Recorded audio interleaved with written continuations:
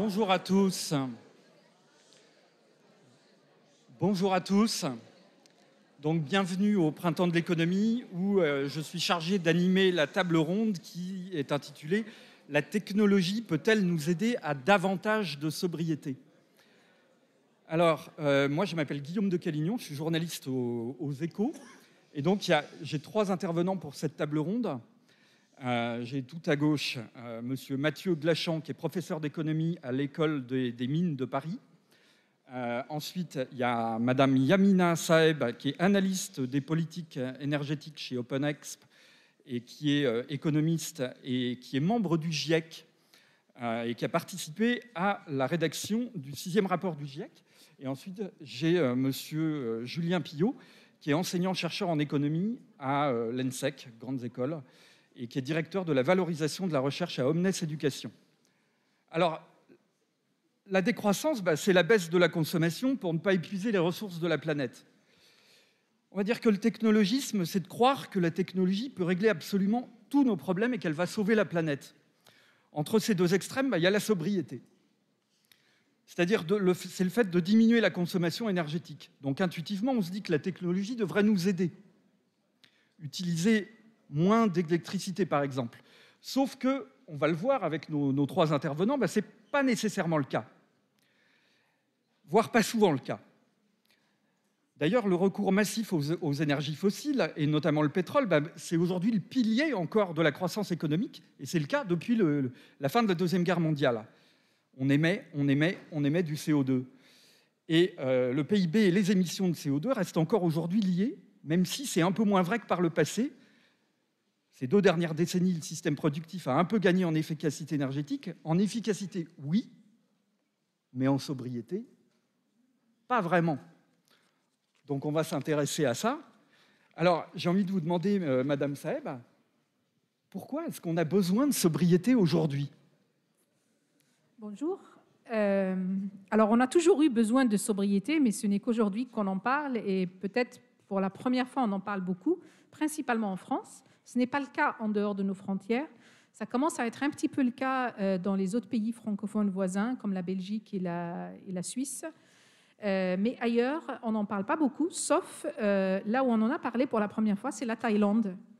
Dès les années 70, le roi de thaïlandais a développé ce qu'il appelle la philosophie d'une économie sobre.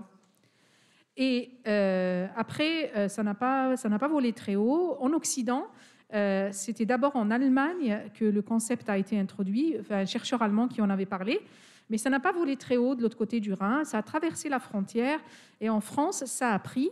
Mais en France, on parle principalement de sobriété énergétique, alors que la sobriété, elle n'est pas que énergétique, elle concerne toutes les ressources naturelles. Et d'ailleurs, dans le dernier rapport du GIEC, le GIEC étant le groupe intergouvernemental des experts sur le climat, on a introduit une définition de la sobriété qui dit que la sobriété, ce sont toutes les mesures politiques et les pratiques du quotidien. L'ordre est important. Donc, c'est d'abord les politiques pour que ces pratiques deviennent sobres. Un exemple type, un exemple de politique de sobriété ou de pratique du quotidien de sobriété, c'est l'utilisation du vélo ou du transport en commun. Si vous n'avez pas de piste cyclable, vous n'allez pas utiliser votre vélo. Si vous n'avez pas de transport en commun, vous n'allez pas vous déplacer avec les transports en commun. Et avoir les pistes cyclables et les transports en commun, ce sont des politiques publiques qui vont enclencher un changement de comportement, une pratique du quotidien sobre.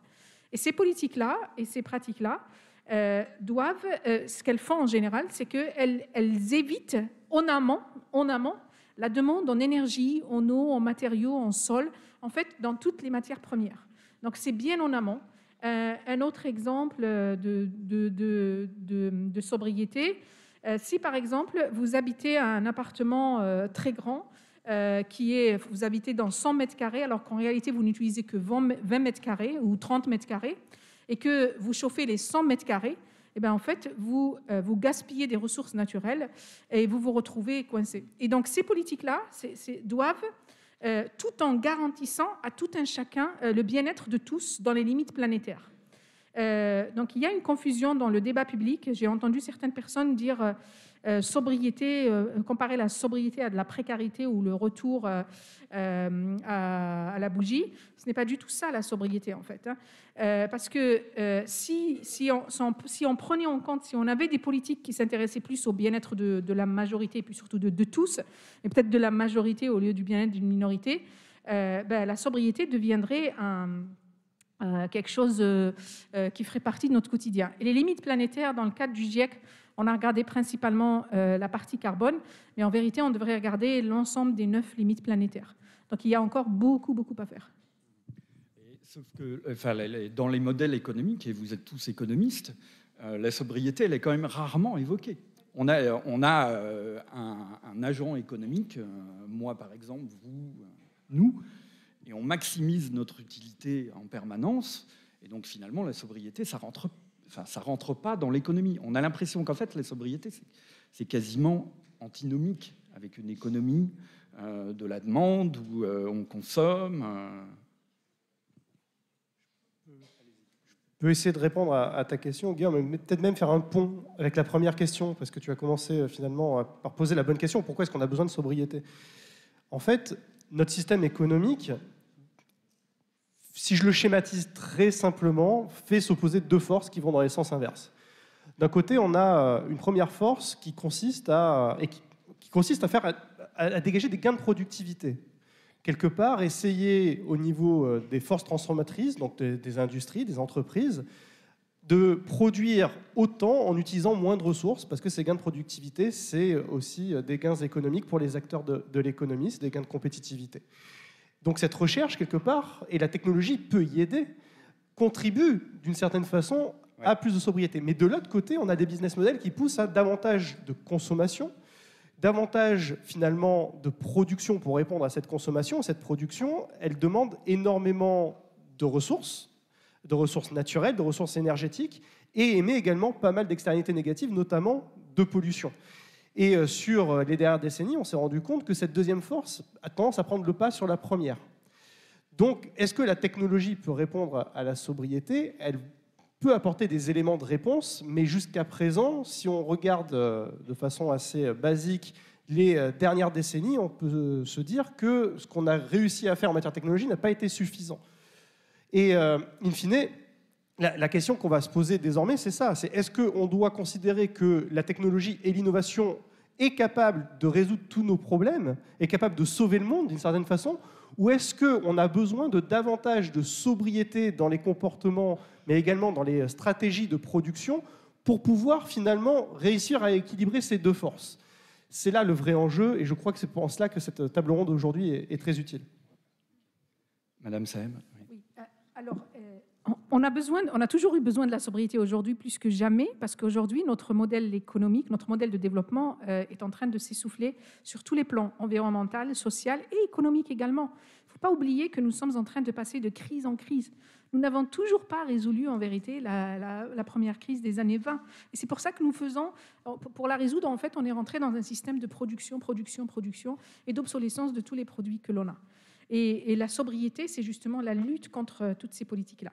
Après, les modèles économiques, lorsque vous regardez dans le détail, dans le cadre du rapport du GIEC, nous avons reçu 3131 scénarios qui visent la neutralité carbone, ils visent pas tous la neutralité carbone, économie, climat. Et en fait, lorsque vous regardez ces 3131 scénarios, il n'y en a pas un seul, qui intègre des notions de sobriété. Donc, ils intègrent des notions, le prix carbone, et ils intègrent les technologies vont nous sauver. Or, on sait que si on ne met pas de sobriété, je vous donne un exemple dans le résidentiel au niveau européen. Donc, la technologie a eu un effet positif de réduction, par exemple, des émissions.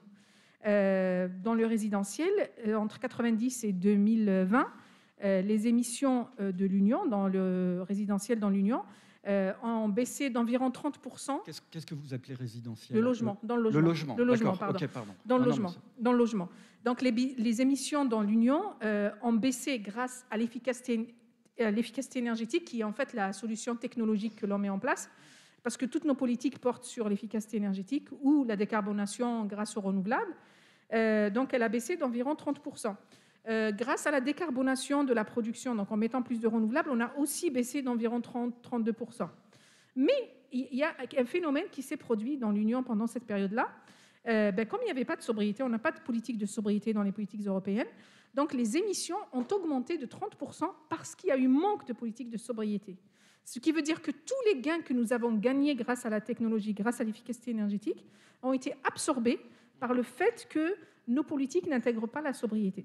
Dans le cadre du logement, cela se résume par exemple à deux phénomènes importants que nous avons observés dans tous les pays de l'Union.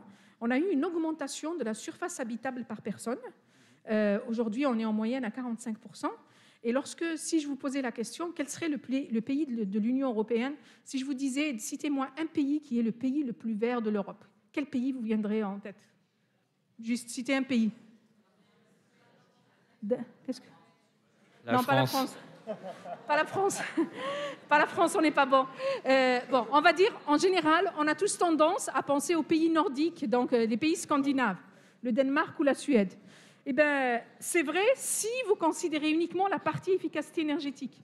Dès que vous intégrez la question de sobriété, vous allez vous rendre compte que ces pays-là ne sont pas verts. Ils sont même très, très loin. Ils sont même les plus mauvais de la classe. Et les pays qu'on a l'habitude de montrer du doigt, comme les pays de l'Est, par exemple, pour tout ce qui est être vert, eh bien, ce sont les pays qui ont pour des raisons historiques, hein, ce n'est pas parce qu'ils ont intégré des politiques de sobriété, pour des raisons historiques, ce sont des pays qui font beaucoup mieux que les pays du Nord. Donc en fait, on inverse complètement la vision et l'analyse que l'on fait. D'accord. Monsieur Glachan, vous... Allez-y. Moi, je voudrais dire, j'ai un certain désaccord, parce que il existe des politiques, par exemple, de subvention de la rénovation énergétique en France depuis des années et des années. Depuis des années, les industriels, quand ils produisent de l'acier, etc., essaient de diminuer leur consommation d'énergie pour diminuer leur coût de production. Donc, ça fait très longtemps qu'on essaie de réduire la consommation d'énergie. Le problème, c'est que quand on réduit la consommation d'énergie, on gagne de l'argent, puisqu'on réduit des coûts. Et toute la question, c'est ce qu'on fait de cet argent. Et on a inventé un système économique dans lequel on vit depuis très longtemps, où l'argent qu'on gagne, quelle que soit la façon dont on gagne, par exemple en faisant de la réduction de la consommation d'énergie ou de matière, on va l'utiliser pour consommer plus d'autres choses. Donc, je donne l'exemple des voitures. Les moteurs des voitures sont beaucoup plus efficaces d'un point de vue énergétique aujourd'hui qu'il y a 40 ans. Sauf que cet argent qu'on a pu gagner avec des moteurs plus efficaces, on l'a utilisé pour faire grossir les voitures. Vous comparez la taille des voitures d'il y a 40 ans avec la taille des voitures d'aujourd'hui, pour des raisons de confort, on a augmenté la taille des voitures et du coup, on a perdu ce bénéfice énergétique qu'on avait réussi à avoir. Et donc l'histoire que vous racontez sur les logements est un peu similaire. On a rénové les logements sont plus efficaces d'un point de vue efficacité énergétique qu'il y a 50 ans. Des passoires thermiques, il y a 50 ans, il y en avait beaucoup plus que maintenant. Sauf que, avec cet argent qu'on a réussi à économiser en étant plus efficace, on l'a utilisé pour avoir des logements plus grands ou pour chauffer à 21 degrés, 22 degrés, 23 degrés, alors qu'avant, on chauffait à 18 degrés. C'est ça, c'est ce mécanisme-là qu'il faut changer. Pardon, excusez-moi. C'est ce mécanisme-là qu'il faut changer. Mais alors, est-ce que c'est la technologie qui finalement nous pousse à la consommation ou alors un système économique? Si c'est un système économique, c'est quand même assez compliqué de le changer. Dans notre système, on a inventé, avec la révolution industrielle, excusez-moi, on a inventé un système économique qui utilise des technologies qui consomment des énergies fossiles pour faire de la santé, du confort, de la nourriture, etc. Donc, des tracteurs, des voitures, des smartphones pour faire des loisirs. On a inventé un système où la technologie est au service de la consommation d'énergie, de nouveaux équipements qui consomment de l'énergie. C'est ça qu'on a inventé. Il a eu, pendant très longtemps, des tas de bénéfices pour tout le monde. Si on est en meilleure santé, si on vit plus longtemps, c'est aussi à cause de ça. Maintenant, on tombe sur un mur qui est l'effet environnemental de tout ça. Donc, c'est pour ça qu'arrive ce thème. Et donc, du coup, maintenant, il va falloir qu'on réinvente un monde. Et de mon point de vue, c'est un changement qui est du même ordre de grandeur que la révolution industrielle. La révolution industrielle, elle a inventé ce que d'ailleurs Carnot appelait les machines à feu, donc des trucs qui bouffent de l'énergie pour faire du confort, etc. Il va falloir qu'on trouve maintenant, qu'on invente un monde où l'énergie, où les technologies sont au service de la protection de l'environnement. Et donc ça, c'est une révolution, une vraie révolution. Et ça pose la question des politiques publiques.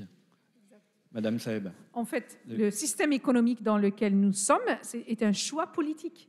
Et donc, en fonction du choix politique que l'on fait, on a telle ou telle politique publique. Il se trouve qu'aujourd'hui, l'Europe et la France sont plutôt dans une stratégie politique économique pour plus en faveur de l'économie libérale, et je dirais même néolibérale, qui va sur consommation sur consommation. Alors, ce ne sont pas les technologies qui nous ont poussés à consommer plus. C'est parce que, en fait, c'est tout un système économique qui est basé sur produire plus pour consommer plus. Et il n'y a pas eu... on aurait dû s'arrêter il y a bien longtemps, on aurait dû s'arrêter au moment de la première crise économique, en fait. Le problème, il n'est pas juste que environnemental, c'est ça qu'il faut comprendre. Le problème, il est social et économique. La question du logement, je cite cet exemple-là, parce qu'il y a beaucoup de personnes âgées chez nous et partout en Europe, qui ont des petites retraites, qui se retrouvent dans des logements, dans des superficies plus grandes que leurs besoins, plus importantes que leurs besoins, et qui ne peuvent pas se chauffer. Ça donne de la précarité énergétique. La précarité énergétique, ça donne un problème de santé publique. Donc ça augmente ou ça crée des trous dans la sécurité sociale de nos pays. Et donc ça augmente le déficit de nos pays. Et donc ce n'est pas juste une question environnementale. Et moi, je suis convaincue qu'on va changer, non pas parce que c'est un problème environnemental, on va changer parce que d'abord, c'est un problème économique. Et, Monsieur Pillot, est-ce que ça veut dire, par exemple, si je reprends les exemples qui ont été pris par Madame Saeb et Monsieur Glachan, le véhicule qui est de plus en plus grand, est-ce que ça veut dire qu'à un moment, il faut qu'il y ait quelqu'un qui oriente la technologie? Parce que là en fait, et qui peut le faire?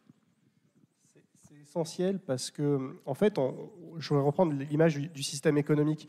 On a créé un système économique qui a, d'une certaine façon, l'illusion d'une certaine forme d'efficience et de performance. Sauf qu'en fait, on a occulté toutes les externalités négatives, à la fois sur la surexploitation des ressources, qui sont en quantité limitée, et puis aussi en matière de rejet de polluants, notamment atmosphériques.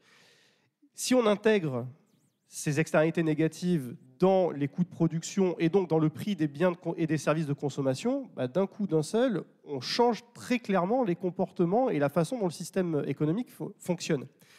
Le truc, c'est que si ces marchés sont défaillants, ce qu'on a appris, à force d'observer les acteurs économiques dans leur environnement réel, c'est qu'ils sont très peu incités à bouger par eux-mêmes.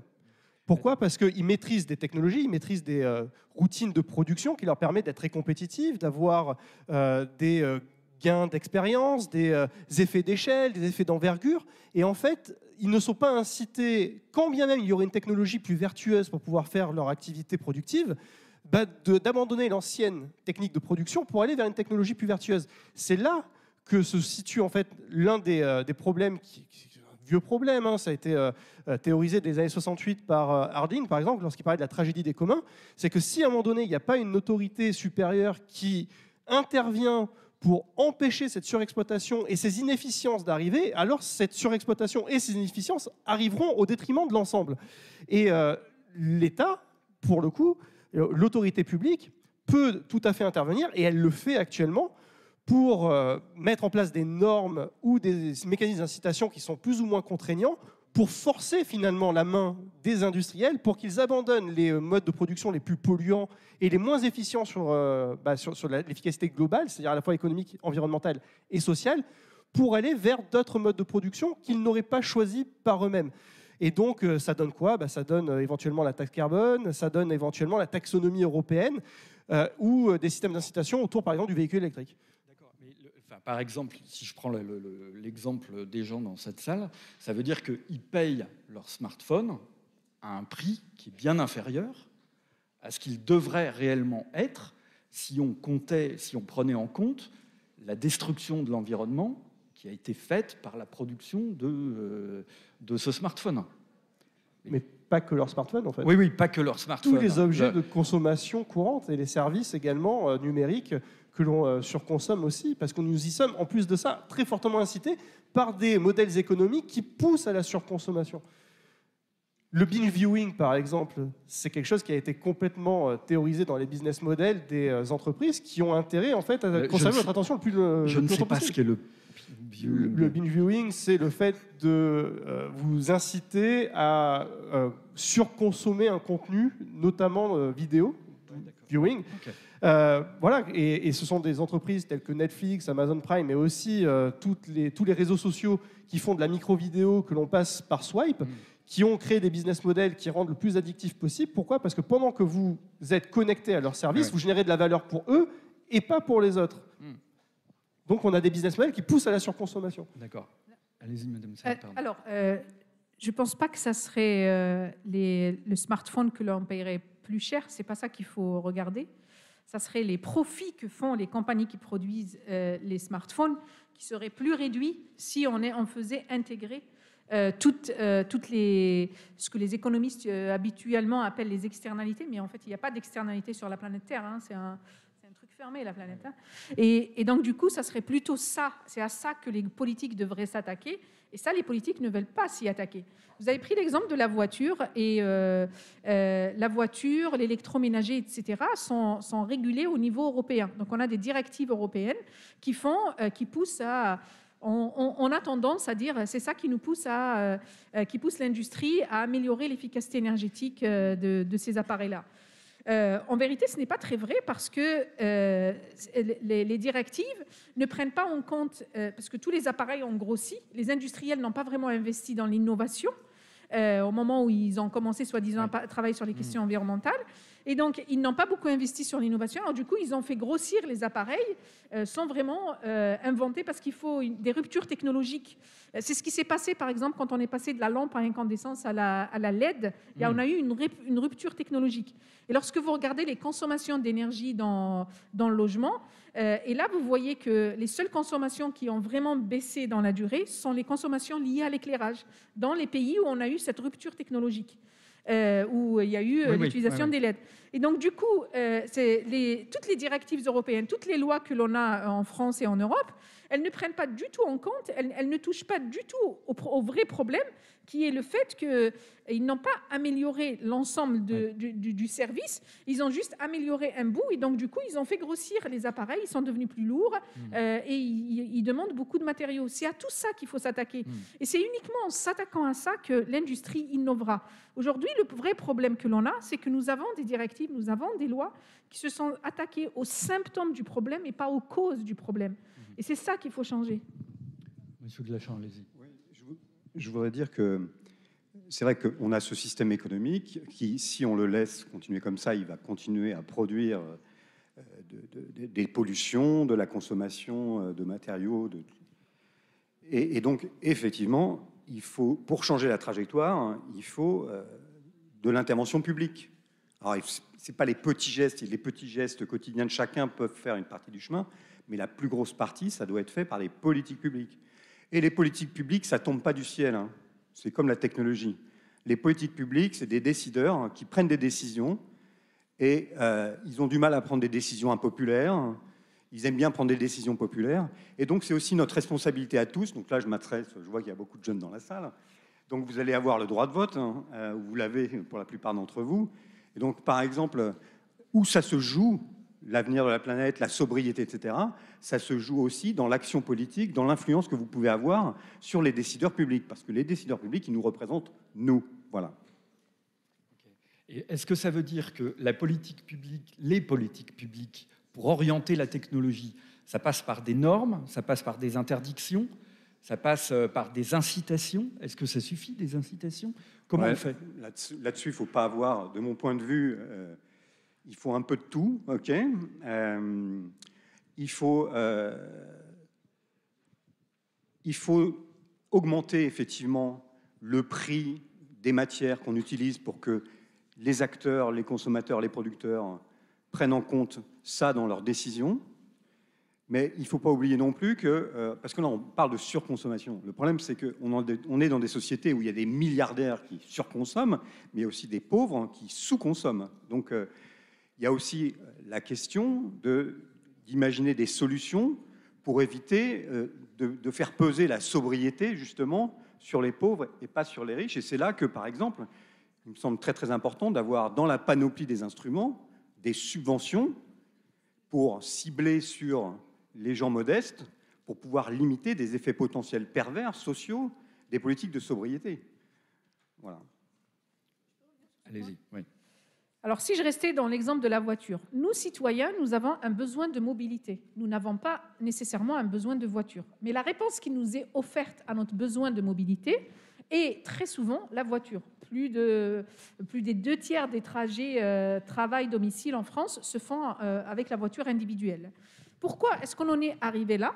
C'est parce que d'abord on a délaissé les investissements, on a commencé à désinvestir dans les transports en commun un peu partout, et en plus on a encouragé l'utilisation de la voiture, l'achat de la voiture individuelle, parce que ça faisait partie de la stratégie industrielle de la France et de l'Europe, parce qu'on a une industrie de l'automobile. Et on ne s'était pas posé la question de quel est notre besoin, quel est le besoin de ma société. On a plutôt répondu, on a plutôt mis des politiques pour pousser à une consommation qui n'aurait pas dû exister, qui ne devrait pas exister dans beaucoup de cas. Alors maintenant, comment régler ce problème-là ? Il y a des choses qu'il va falloir interdire. Il ne faut pas avoir peur de se dire qu'il y a des choses qu'il va falloir interdire. Aujourd'hui, on s'arrête tous à un feu rouge, n'est-ce pas ? Ça, c'est une interdiction. Oui. Et personne ne remet ça en question. Pourquoi ? Parce que nous sommes nés, nous avons Les grandi. cyclistes parisiens, si. Pardon ? Oui, parce qu'il y a des feux. Non. Pas moi, évidemment, mais... Ouais. Parce que, attendez, je peux vous répondre parce que je suis cycliste parisienne. Moi aussi. On ne s'est jamais croisés à vélo, mais on... Peut-être. Alors, je vais vous dire pourquoi. De temps en temps, ça m'était arrivé au début quand on a eu les pistes cyclables à Paris. Il y avait un feu ridicule qui n'a pas de sens pour les cyclistes. Et je suis passée. Et la policière m'arrête. Et elle me dit, elle me verbalise. Et donc, j'ai écrit une longue lettre au préfet de Paris pour lui dire que je ne vais pas payer mon PV parce que ce feu-là n'a pas de sens et que vous devriez adapter les feux de signalisation aux cyclistes. Aujourd'hui, ça se fait. Donc, vous voyez, ça peut... D'accord. Bon, ça, c'est une parenthèse. Donc, vous voyez, il y a des interdictions. Il y a beaucoup d'interdictions dans la vie de tous les jours que l'on ne remet pas en question parce que c'est comme des acquis, en fait. Un enfant, vous lui apprenez à s'arrêter au feu rouge, parce que c'est une question de vie ou de mort, en fait. Oui. Et donc, on va avoir des interdictions. Il ne faut pas avoir peur de dire qu'on va avoir des interdictions.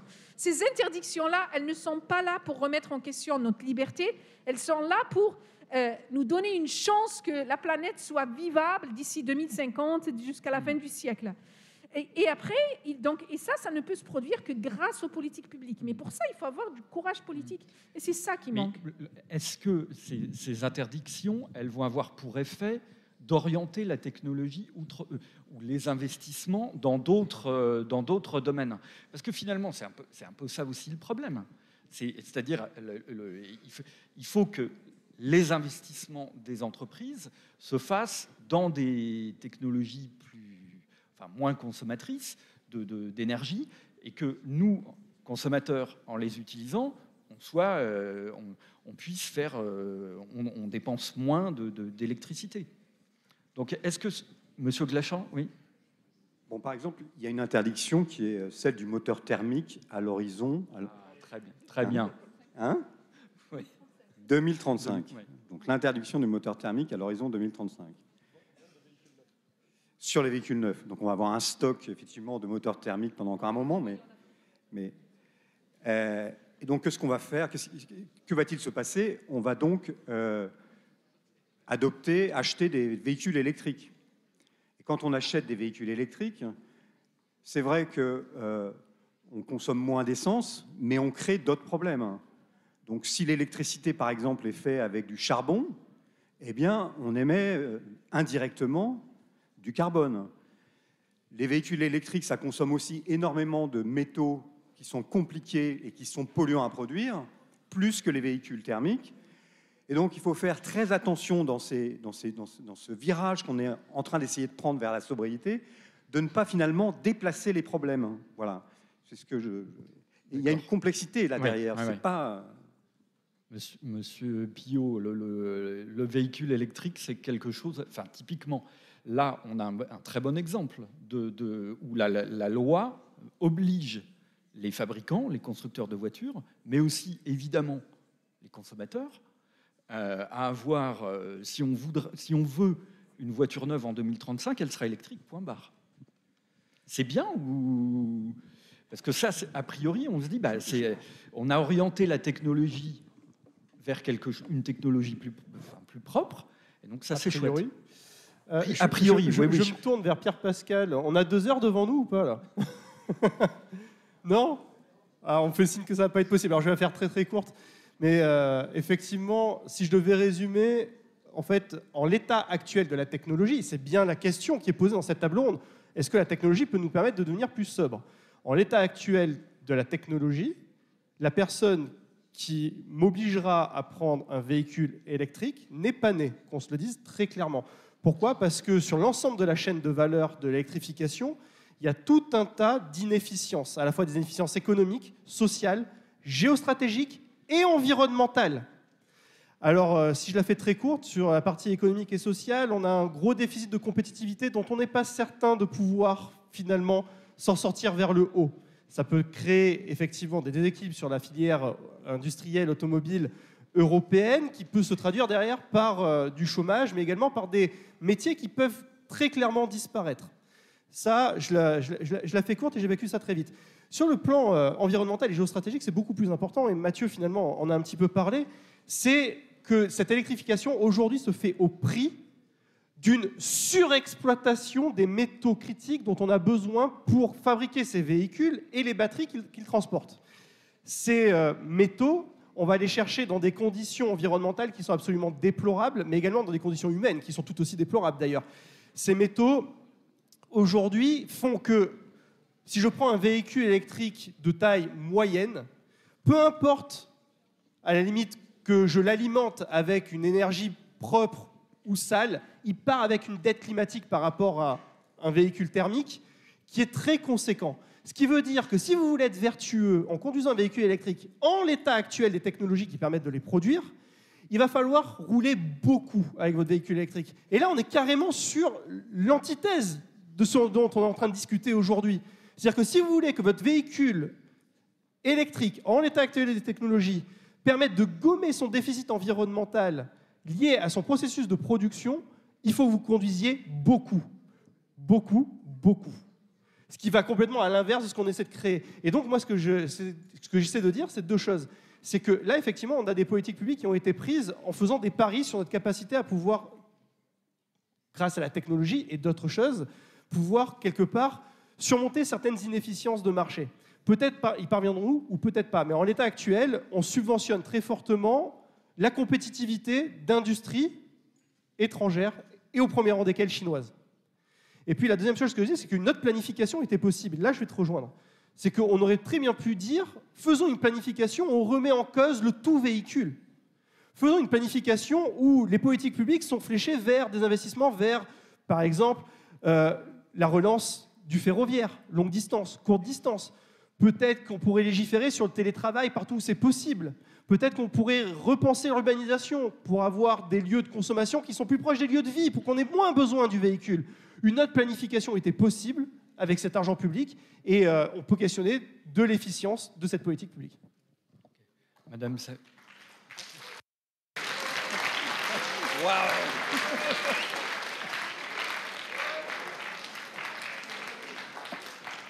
Merci.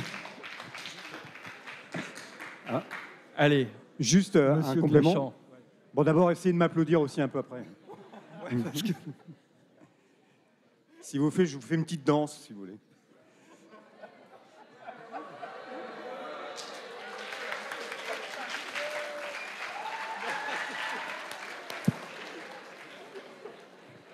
Moi, j'ai pas du tout prévu ça dans l'animation de la table ronde. C'est-à-dire que...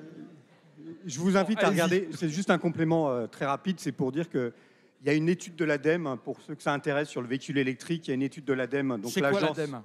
L'agence, donc j'allais le dire, l'Agence française de l'environnement, qui s'appelle maintenant officiellement l'Agence de la transition écologique. Vous trouvez ça sur faites Google véhicule électrique ADEME. Ils viennent de sortir un rapport qui montre que si on se met à utiliser des véhicules électriques qui ont le poids des véhicules thermiques, le bénéfice environnemental va être extrêmement faible.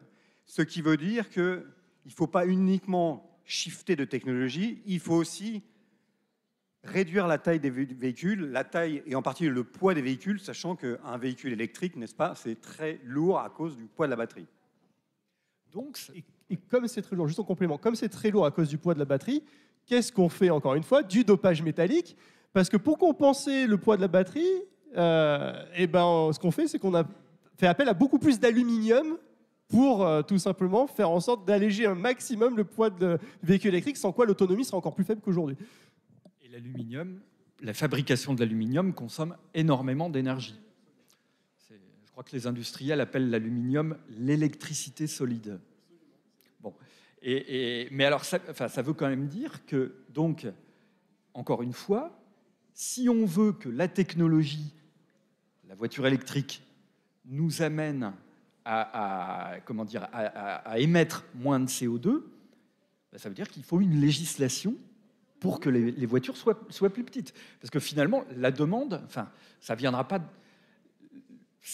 peut-être pas de moi. Logiquement, moi, je vais peut-être pas aller vers la voiture la plus petite possible. Vous, citoyens, vous êtes enfermés dans les solutions qui sont mises en place sur le marché français et européen. Donc si en 2035, on n'a que des voitures électriques et qu'on n'a toujours pas de transport public, on n'a pas la possibilité de se déplacer à vélo, etc., vous n'aurez pas d'autre choix en tant que citoyen que d'acheter la voiture électrique qui a tous les impacts qui ont été décrits auparavant. Et donc, encore une fois, on revient au fait qu'il faut d'abord mettre en place des politiques publiques. Et dans le cas de l'exemple de la voiture électrique, c'est régulé par une directive européenne. Le problème, c'est que cette directive-là ne regarde pas du tout, elle regarde juste les émissions en temps d'utilisation et en plus les industriels trichent, etc. Il y a eu le scandale de Volkswagen, je ne sais pas si vous avez entendu parler de ça. Et du coup, en fait, lorsqu'on regarde l'ensemble de la chaîne, on se rend compte qu'on se fait avoir. Ça ne fonctionne pas. Non seulement il faut des politiques publiques, mais il faut des politiques publiques qui regardent, qui ont une approche systémique au lieu d'avoir une approche par petits bouts. Et l'approche par petits bouts, c'est ça qui a été encouragé pendant les 50 dernières années, parce que c'est cette approche-là qui convient à l'industrie, parce que l'industrie est saucillonnée. Et donc chacun va vous dire, va aller vendre à Paris, à Bruxelles, l'amélioration de son petit bout. Mais l'ensemble, quand on met l'ensemble ensemble, tout ensemble, ça peut très souvent produire les effets inverses. Donc il faut quand même complètement changer de logique, parce que là, pour le coup, sur la voiture électrique, on a une institution qui est au-dessus de tout le monde, enfin la Commission européenne, mais finalement c'est aussi les États européens, qui prend une législation en faveur du climat. Et finalement, c'est pas si efficace que ça. Donc, comment est-ce qu'on fait démocratiquement pour avoir une institution qui est, qui est éclairée, qui prend les bonnes décisions? Monsieur Glachan, sans danse, s'il vous plaît. Pardon, oui. Je pense qu'il y a un autre challenge aussi, c'est que pour certains problèmes environnementaux, donc le climat, le CO2, ça traverse les frontières, le CO2. C'est ce qu'on appelle, du coup, la lutte contre le changement climatique et ce qu'on appelle, pour les étudiants en économie, un bien public mondial. Et donc, ça veut dire que quand on fait une politique climatique en France, où chacun d'entre nous va faire des efforts, etc., ça va nous profiter, mais ça va aussi profiter aux Chinois, aux Indiens, aux Américains, aux Allemands. Okay ? Et ça, c'est un problème d'un point de vue politique. C'est-à-dire qu'on n'aime pas trop faire des politiques qui bénéficient aux autres. Okay ? On avait l'habitude de faire des politiques de sécurité sociale, etc., qui nous bénéficiaient uniquement à nous. Maintenant, il va falloir qu'on fasse des politiques publiques qui bénéficient aussi aux Chinois, aux Indiens, etc. Et ça, c'est un sacré challenge. Il va falloir qu'on soit beaucoup moins égoïste, qu'on soit beaucoup plus cosmopolite, si j'emploie un gros mot. Voilà, simplement, il va falloir qu'on invente aussi une action publique qui n'est plus uniquement nationale, qui est internationale. La négociation climatique dont on vous parle chaque année, c'est absolument essentiel. C'est à cet endroit que peut se faire aussi ces nouvelles politiques publiques qui peuvent nous amener à survivre quelque part et à ne pas brûler vif avec le changement climatique. Allez-y, oui. Je suis complètement d'accord avec toi, Mathieu. Je veux juste compléter. Tu as dit qu'il faut qu'on invente. Moi, je pense qu'il faut qu'on réinvente. Parce qu'on a réussi à le faire une fois, historiquement, au moins une fois. C'est daté, c'est 1987, c'est le protocole de Montréal. En fait, on s'est rendu compte qu'on avait un très gros problème qui touche l'ensemble de l'humanité. C'est qu'on émet des gaz qu'on appelle des CFC, qui ont pour effet indésirable, alors qu'ils étaient perçus comme étant très très utiles sur le plan industriel, ils avaient pour effet de faire des trous dans la couche d'ozone. Et des trous dans la couche d'ozone, globalement, ça condamne l'humanité, hein, soyons très très clairs. Et l'ensemble de l'humanité est concerné par un péril qui est ipso facto mondial. Qu'est-ce qu'on a fait? En un temps record, on a fait un espèce de grand moratoire international où tout le monde était d'accord sur le problème dont on souffre collectivement, et tout le monde était d'accord pour trouver une solution au problème. On a réussi à interdire à un temps record les CFC. Alors évidemment, tous les industriels, et notamment également les États dans lesquels les industriels qui produisent ces CFC n'étaient pas très très contents, donc on a créé une chambre de compensation pour leur donner le temps et les finances nécessaires pour sortir des CFC et trouver des méthodes de substitution. On a su le faire dans ce cas précis-là. Pourquoi insulter l'avenir et dire qu'on serait incapable d'avoir de nouveau cette concorde internationale qui nous permettrait de prendre des moratoires sur certaines de nos pratiques, à la fois industrielles, mais peut-être aussi de consommation? C'est vrai que c'est un très bon exemple, et c'est un exemple qui peut rendre optimiste. Maintenant, quand vous créez 1 euro de richesse...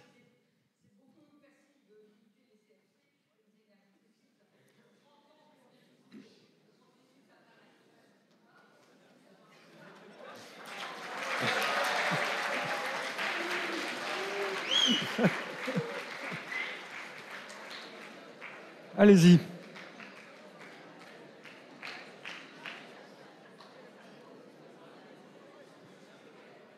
Allez-y. Si c'était facile, on l'aurait déjà fait. On est d'accord? Si c'était facile, non coûteux et non sacrificiel pour quelque industrie ou quelque nation que ce soit, on l'aurait déjà fait, évidemment. Mais jusqu'à un passé très récent, on n'était pas encore totalement tous d'accord à l'échelle de la planète pour dire qu'il y avait un problème de type réchauffement climatique. Donc la prise de conscience, elle est quand même récente, voire même très récente. Donnons-nous un petit peu de temps pour aussi élaborer des solutions au niveau diplomatique, international, pour essayer évidemment de trouver des technologies de substitution.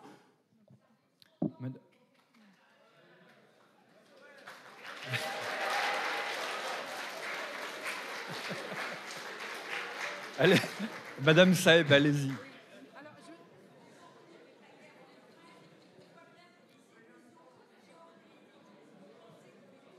Oui.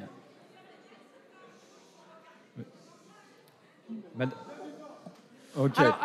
Madame Saeb, allez-y. Oui, je vais peut-être abonder dans le sens de Madame, parce que le fameux protocole de Montréal, qu'on cite comme un succès, n'est pas un vrai succès en fait. Pourquoi? Parce que, et d'ailleurs, il y a l'amendement de Kigali qui a été voté il y a 2 ans, 2 ou 3 ans. Pourquoi? Parce que les fameux gaz qu'on avait supprimés, ce qu'on a fait, c'est qu'on les a remplacés. On a effectivement supprimé, on a effectivement arrêté la production de ces gaz-là de l'ordre de 98%, et on les a remplacés par d'autres gaz qui ont d'autres effets néfastes pour l'environnement. Alors pourquoi est-ce qu'on en est là? C'est parce que, encore une fois, on ne s'est pas posé la question des besoins. Pourquoi on n'est pas parti du besoin? On est parti de la solution qui existe. Les solutions, ces gaz-là, c'est ce qu'on trouve dans les systèmes frigorifiques. Donc, on est parti de la solution qui existe, le système frigorifique. On va l'améliorer en changeant de gaz ou en améliorant un petit peu la technologie. On n'est pas parti de la question pourquoi est-ce qu'on utilise ces systèmes-là? Et c'est ça la sobriété, c'est repartir du besoin. C'est vrai, mais on a tous besoin d'un frigo, et je pense que tout le monde en a un ici. Alors, on n'a pas tous besoin d'un frigo. Ça, c'est un très bon exemple.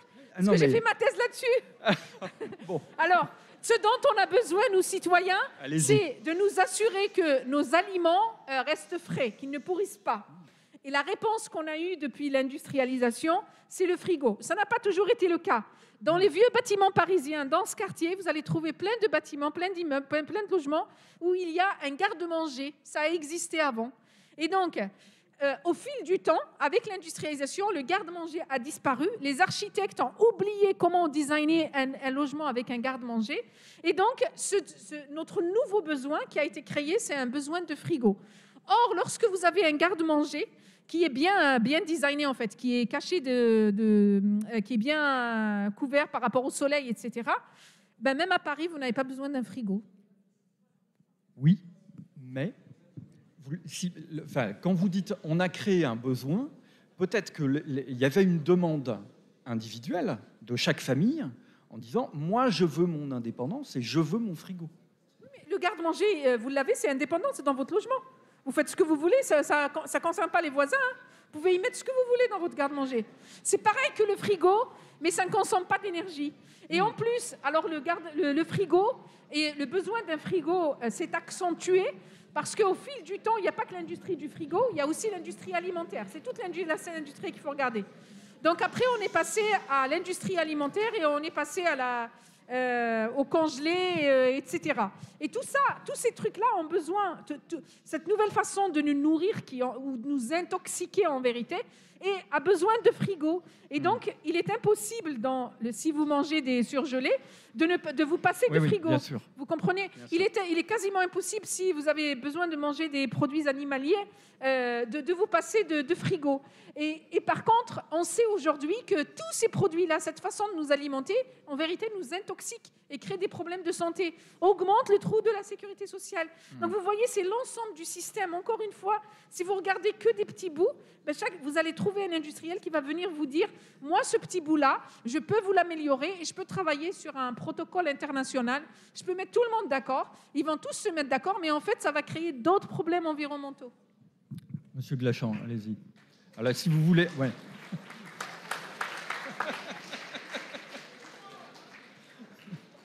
Oui, moi je voudrais revenir sur le côté international. Pourquoi c'est très compliqué de se mettre d'accord entre pays, et je vais revenir à la technologie par ce biais. Pourquoi c'est très compliqué de se mettre d'accord? C'est parce que, comment peut-on dire aux pays du Sud, n'utilisez pas d'énergie fossile, ce que nous avons fait pendant des décennies.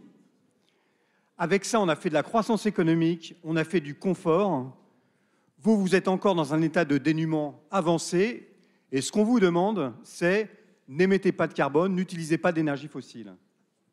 Et donc, du coup, c'est très, très compliqué de dire à un Indien qui est pauvre, non, il ne faut pas que vous vous mettiez à émettre des énergies fossiles, à utiliser des énergies fossiles. Et c'est là que la technologie est le seul truc qui peut nous sauver. C'est-à-dire que la seule chose qu'on peut faire pour s'en tirer, pour essayer de se tirer de ce dilemme-là, c'est de dire aux Indiens, à d'autres pays, écoutez, on peut peut-être essayer d'imaginer, de vous fournir des technologies qui vous permettent de croître en termes de bien-être, en termes de santé, en termes de confort, mais avec un moindre impact carbone. Il me semble que sinon, on ne pourra pas régler le problème, puisque la seule solution sans technologie qu'on peut leur offrir, c'est de leur dire non, surtout pas de croissance, restez dans l'état de sobriété absolue dans lequel vous êtes, et point barre. Ce qui n'est pas acceptable pour eux. J'aime beaucoup cette idée de nous allons leur offrir les technologies et les solutions aux pays en développement.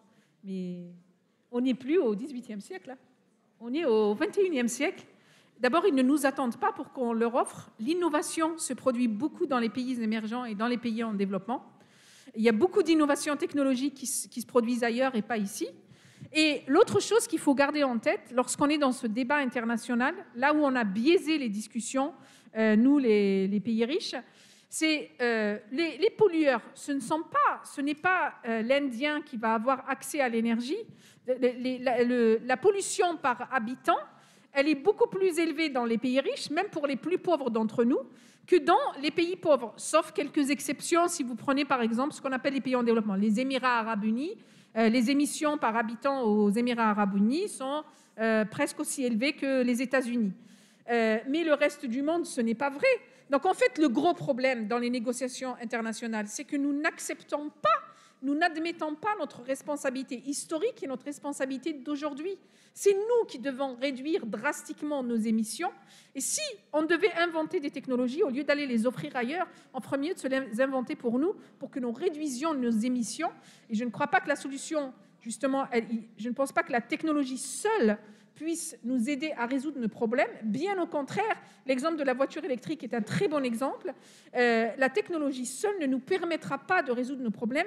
Avec la technologie seule, on va droit dans le mur. On continue avec la même pensée et le même business model du XXe siècle. Monsieur Pillot,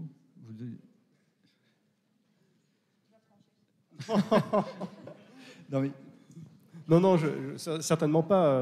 Ce que tu viens de dire est frappé du sceau du bon sens. Évidemment que lorsque l'on regarde toutes les projections scientifiques sur les émissions de gaz à effet de serre par habitant, l'Occident caracole très clairement en tête. Si tout le monde consommait comme un Américain moyen sur la planète, on aurait besoin de quasiment 5,6 planètes, la dernière fois que j'ai regardé, pour pouvoir fournir ce dont on a besoin pour satisfaire la consommation et les besoins productifs en amont d'un Américain moyen. Et les Français, on est guère mieux, on est à environ 2,6 planètes, 3 planètes dans ces eaux-là.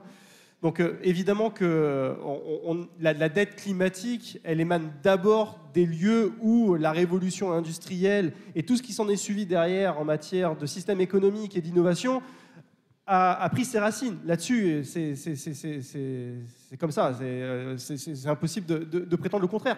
Mais il faut faire attention à ne pas non plus jeter le bébé avec l'eau du bain. C'est-à-dire que cette technologie qui a créé tout un tas de problèmes dont on a parlé, elle a aussi résolu beaucoup d'autres problèmes. Elle a permis l'allongement de l'espérance de vie, elle a permis d'arriver à un certain niveau de confort, elle a permis aussi de financer beaucoup d'emplois, qui a quand même tiré un petit peu la démographie. Aujourd'hui, cette technologie qui fonde notre système consumériste, notre système productif et notre système économique, c'est aussi l'une des raisons pour lesquelles on est 8 milliards d'êtres humains et qu'on arrive à trouver malgré tout une utilité sociétale par le travail à beaucoup de gens et qu'on arrive même à financer des bullshit jobs quand même. Donc il faut être faire très attention parce que sans tomber dans les caricatures de dire il faut qu'on renonce à tout et qu'on redevienne des Amish qui s'éclairent à la lampe à huile, il faut qu'on ait une réflexion d'ensemble sur finalement ce à quoi on est prêt à renoncer, où est-ce qu'on peut débrayer sans non plus faire une casse sociale et économique qui serait irréversible. Parce que malgré tout, lorsque tout le reste de la planète voudra consommer et produire comme l'Occident, et ils y aspirent, et c'est tout à fait normal qu'ils y aspirent, mais l'effet masse fait qu'on sera dans des niveaux de difficulté sur le plan environnemental et sur le plan d'utilisation des ressources qui sera infiniment supérieur à ce qu'on connaît déjà aujourd'hui, y compris dans les prévisions les plus pessimistes du GIEC. Bon, alors on va peut-être passer aux questions à la salle. Allez-y. La question est la suivante, parce que le thème de la table ronde s'est focalisé sur la question fermée, qui est la technologie. Est-ce qu'elle peut nous aider à davantage de sobriété ou pas, si je comprends bien. Alors moi, la remarque que je voudrais faire, c'est que je pose la question à l'envers. La technologie peut-elle nous aider à davantage d'ébriété? Et je donne un exemple pratique. Monsieur s'est focalisé à expliquer que dans une fonction de production, plus on économisait les facteurs pour une croissance X, et donc à faire des gains de productivité, puis ça allait dans le sens de la sobriété, si je comprends bien. Alors moi, je vous prends un exemple. Vous prenez les produits d'électroménager, pour lesquels il y a une programmation d'obsolescence, et où la technologie a bien joué son rôle. Alors, qu'est-ce que vous avez à dire par rapport à ce cas pratique? Merci. Je crois que la question m'est directement adressée. Ce que j'ai à dire, c'est qu'il faut combattre de toutes nos forces, y compris par la réglementation, une réglementation très forte en la matière, contre l'obsolescence programmée. L'obsolescence programmée, c'est une dérive de notre système économique qui pousse à de la surconsommation et qui pousse finalement à racheter du neuf plutôt que d'encourager la réparabilité. Donc évidemment que là-dessus, je vous donne tout à fait raison. Ce que je veux dire par là, c'est que si on ne veut pas renoncer à tout, la technologie n'a pas que des mauvais côtés. Déjà, la technologie permet des gains de productivité dans les entreprises qui permettent de produire autant en gaspillant moins de ressources, mais aussi la technologie, enfin, je veux dire, dans le monde tel qu'on le connaît aujourd'hui, alors peut-être qu'il va s'éteindre, peut-être même qu'il va s'effondrer, pourquoi pas, mais dans le monde tel qu'on le connaît aujourd'hui, sans la technologie, on ne sera jamais capable d'optimiser les flux à la fois de marchandises, mais également de personnes, d'informations. Et Dieu sait que dans une société du numérique, l'information, il en transite beaucoup. Je veux dire, c'est aussi la technologie qui porte une partie de la solution. Donc attention toujours de ne pas jeter le bébé avec l'eau du bain. La technologie n'est pas le problème. L'usage qui en est fait, et parfois la perversion qui en est faite dans certains business models, rend la technologie problématique. Mais la technologie, ça peut être la partie de la solution ou effectivement la partie du problème. Pour information, est-ce que les limites de la technologie ne nous imposent pas un retour vers ce que j'appellerais une éducation écologique citoyenne, parce que vous n'avez pas parlé du tout, parce que ce n'est pas dans la thématique, c'est-à-dire que ça commence par l'école, où on apprend aux gens, dès le plus jeune âge, à ce que c'est un comportement en termes de civilité écologique. Et donc, moi, je pense que les limites de la technologie doivent trouver leur réponse dans le comportement individuel du citoyen et du groupe, et donc de la nation, avant même de poser le postulat de la technologie. Je suis entièrement d'accord avec vous, et en tant que pédagogue, et on est trois sur cette table ronde, je pense qu'on y contribue aussi, mais on aurait tort de croire que ça ne passe que par ça. Il y a un effort d'information à faire, un effort de pédagogie à faire, pour évidemment faire connaître ces problématiques au plus grand monde, faire comprendre aussi, faire prendre conscience de l'impact environnemental et parfois aussi social des actes de consommation du quotidien, mais il y a une action à faire avec peut-être encore plus de force sur l'offre. Bon, on a beaucoup discuté aujourd'hui, mais effectivement, si on est aussi incité à surconsommer et parfois à consommer de façon complètement déconnectée des réalités environnementales et sociales de la production, c'est aussi parce qu'on a en face de nous des entreprises qui sont très incitées à nous enfermer dans des business models qui poussent à cette surconsommation. Donc il y a un travail à faire effectivement sur un travail pédagogique sur la demande, mais il y a aussi un travail normatif à faire sur l'offre. Est-ce qu'il y a d'autres questions ?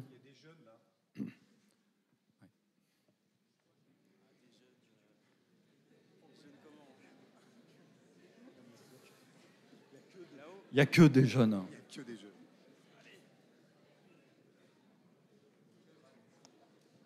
Moi, j'aurais tout simplement une question, ça aurait été, est-ce qu'il existerait une règle ou une loi qui nous permettrait, chaque Français, de ne plus avoir cette liberté sur la consommation d'énergie, en tout cas, ou même d'essence, ou de tout produit qui serait trop consommé, et de ne plus consommer en excès, ni trop peu, avoir ce juste milieu pour ne pas rendre cette planète inhabitable, ni même impossible à vivre?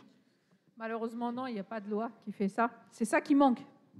Alors, si je prends par exemple l'objectif de neutralité carbone de la France, est censé faire ça, mais cet objectif-là a été calculé pour 2050, donc on a un objectif d'être neutre en carbone en 2050, qui ne prend pas en compte nos émissions cumulées, donc il retarde le moment où ça devrait arriver. Parce que si on prenait en compte nos émissions passées, on devrait être neutre en carbone avant 2030. Donc en fait, ça devrait être la mandature actuelle sur le plan politique qui devrait, à la fin de cette mandature, on devrait avoir que quelques émissions à la fin, ce qu'on appelle les émissions résiduelles, quelques émissions qui restent. Et ça ne va pas se produire parce qu'on a un objectif pour 2050 et donc du coup, on renvoie à plus tard et donc on ne met pas en place les mesures nécessaires que vous demandez. Enfin bon, je veux dire, en tout cas, c'est parfaitement techniquement possible de mettre en place des mesures qui modèrent notre usage énergétique au bon niveau. On peut parfaitement, je veux dire techniquement, on peut parfaitement mettre en place des normes qui interdisent d'utiliser tel ou tel équipement qui consomme trop. On peut parfaitement mettre des taxes qui augmentent le prix de l'énergie. On peut parfaitement donner des subventions à ceux qui installent des équipements qui consomment moins d'énergie ou qui isolent leur maison. Et on le fait. Okay. Après, la question est de savoir si c'est calibré au bon niveau. Ben non, aujourd'hui, ça n'est pas calibré au bon niveau. Tous les modèles de prospective montrent que si on continue comme ça, on ne va pas aller atteindre les 2 degrés d'augmentation de la température ou les 1,5 degrés d'augmentation de la température qu'on cherche à atteindre. Et du coup, là, ça renvoie du coup à ce qu'on appelle souvent la volonté politique de changer ces mécanismes-là, de mettre plus de subventions, des normes plus strictes, un prix de l'énergie. Alors évidemment, ce n'est pas populaire aujourd'hui parce que le prix de l'énergie est conjoncturellement élevé, mais mettre des prix de l'énergie qui soient plus élevés. Et volonté politique, ça veut dire quoi? Ça ne veut pas dire volonté des décideurs politiques uniquement, ça veut dire volonté de tout le monde ici dans son comportement politique, en allant manifester, en allant voter, etc. Mais aujourd'hui, on n'a pas ces politiques-là, vous êtes d'accord? Voilà, ça, la réponse. Ça n'existe pas aujourd'hui. Okay. Ça ne veut pas dire que ça ne peut pas exister, mais ça n'existe pas. Encore une question? Comment? Mais attendez, la liberté, votre liberté, elle est déjà bridée par des tas de choses. On nous a parlé tout à l'heure du feu rouge. Mais vous avez plein d'interdictions qui limitent votre liberté. La liberté, ce n'est pas une valeur absolue, ce n'est pas vrai. On vit dans un monde qui... Vous n'avez pas le droit de dire des choses antisémites. Là, si vous prenez le micro et vous dites des choses antisémites, c'est interdit aussi. Donc votre liberté, elle est bridée. Et c'est normal, c'est comme ça qu'on vit en société. Ok. Bon, eh ben, merci beaucoup à tous les intervenants. Bravo. Merci à tous. Merci. Au revoir.